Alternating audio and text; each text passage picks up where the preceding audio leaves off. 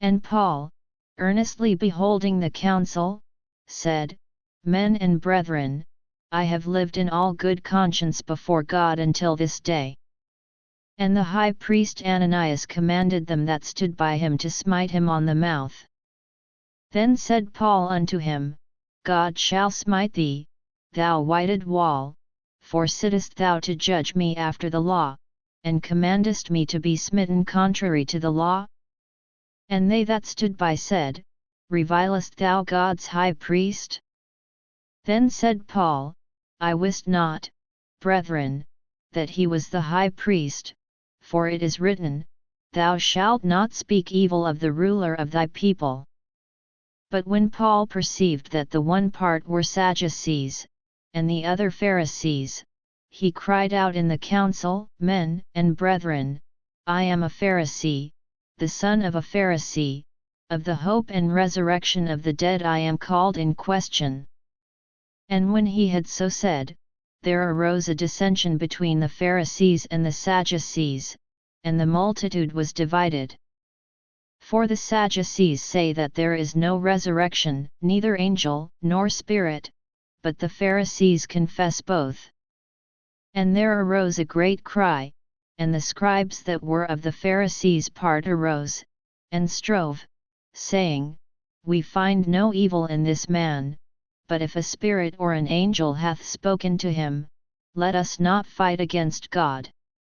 And when there arose a great dissension, the chief captain, fearing lest Paul should have been pulled in pieces of them, commanded the soldiers to go down, and to take him by force from among them, and to bring him into the castle. And the night following the Lord stood by him, and said, Be of good cheer, Paul, for as thou hast testified of me in Jerusalem, so must thou bear witness also at Rome. And when it was day, certain of the Jews banded together, and bound themselves under a curse, saying that they would neither eat nor drink till they had killed Paul. And they were more than 40 which had made this conspiracy. And they came to the chief priests and elders, and said, We have bound ourselves under a great curse, that we will eat nothing until we have slain Paul. Now therefore ye with the council signify to the chief captain that he bring him down unto you tomorrow, as though ye would inquire something more perfectly concerning him, and we, or ever he come near, are ready to kill him. And when Paul's sister's son heard of their lying in wait, he went and entered into the castle, and told Paul. Then Paul called one of the centurions unto him, and said, Bring this young man unto the chief captain, for he hath a certain thing to tell him. So he took him, and brought him to the chief captain, and said, Paul the prisoner called me unto him, and prayed me to bring this young man unto thee, who hath something to say unto thee. Then the chief captain took him by the hand, and went with him aside privately, and asked him, What is that thou hast to tell me? And he said, The Jews have agreed to desire thee that thou wouldest bring down Paul tomorrow into the council, as though they would inquire somewhat of him more perfectly.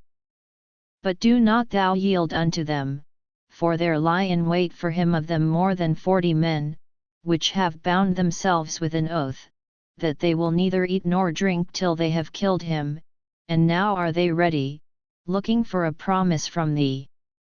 So the chief captain then let the young man depart, and charged him, See thou tell no man that thou hast shewed these things to me.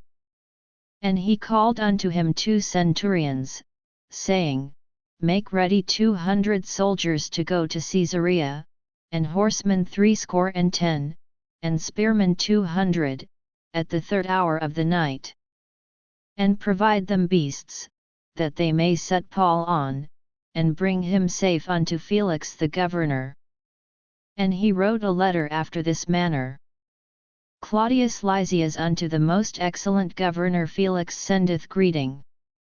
This man was taken of the Jews, and should have been killed of them, then came I with an army, and rescued him, having understood that he was a Roman.